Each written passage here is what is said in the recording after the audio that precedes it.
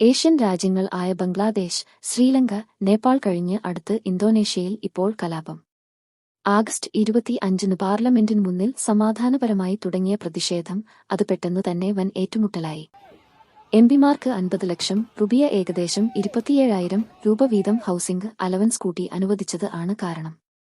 എന്നാൽ സാധാരണ ജനങ്ങൾ അതികഠിനമായ സാമ്പത്തിക പ്രതിസന്ധിയിലായിരുന്നു. ഇതോടെ വിദ്യാർത്ഥികളും തൊഴിലാളികളും പ്രക്ഷോഭമായി തെരുവിലേക്ക് ഇറങ്ങി.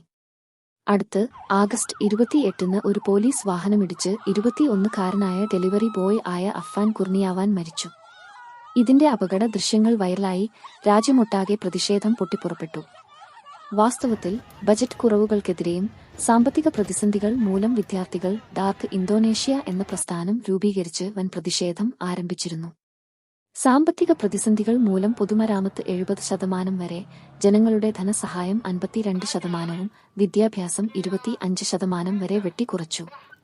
കൂടാതെ വരുമാന വ്യത്യാസവും വലിയ പ്രശ്നമാണ്. ഓക്സ്ഫാം റിപ്പോർട്ട് പറയുന്നതനുസരിച്ച് ഇന്തോനേഷ്യയിലെ ധനികരായ 4 പേർ സമ്പാദിക്കുന്നതും 10 കോടി ജനങ്ങളുടെ വരുമാനവും തുല്യമാണ്.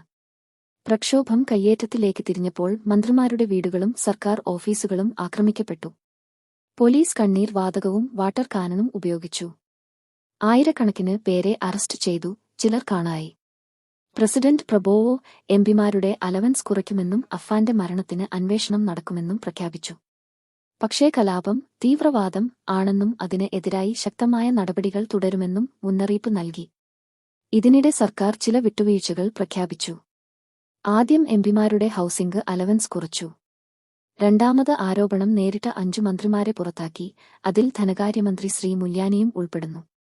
മൂന്നാമത് കുറ്റക്കാരനായ ഒരു പോലീസ് ഓഫീസർ പുറത്താക്കി. നാലാമത് വിദ്യാർത്ഥി സംഘടനകളുമായി ചർച്ചകൾ തുടങ്ങി. ഇത്രയും ചെയ്തപ്പോൾ തന്നെ പ്രതിഷേധത്തിൽ നിന്നും ചില സംഘടനകൾ പിൻവാങ്ങി. സെപ്റ്റംബർ 10 വരെ കുറഞ്ഞത് 7 പേർ മരിച്ചിട്ടുണ്ട്. രാജ്യാന്തര സാമ്പത്തിക ക്രെഡിറ്റ് ഏജൻസികൾ പോലും മുന്നറിയിപ്പ് നൽകിയിട്ടുണ്ട്, ഈ കലാപം രാജ്യത്തിന്റെ സമ്പദ്വ്യവസ്ഥയെ ബാധിക്കാമെന്ന്.